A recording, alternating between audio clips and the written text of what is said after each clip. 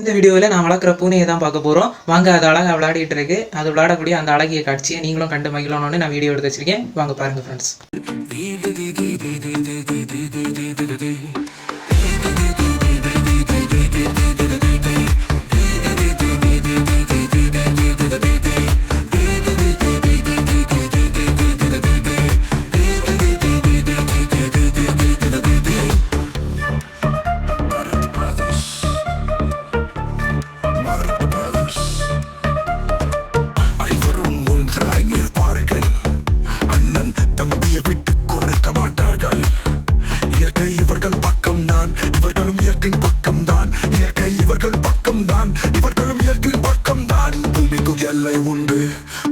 எல்லை உண்டு, ஆனால் இவர்கள் அன்றுக்கு எல்லையே இல்லை.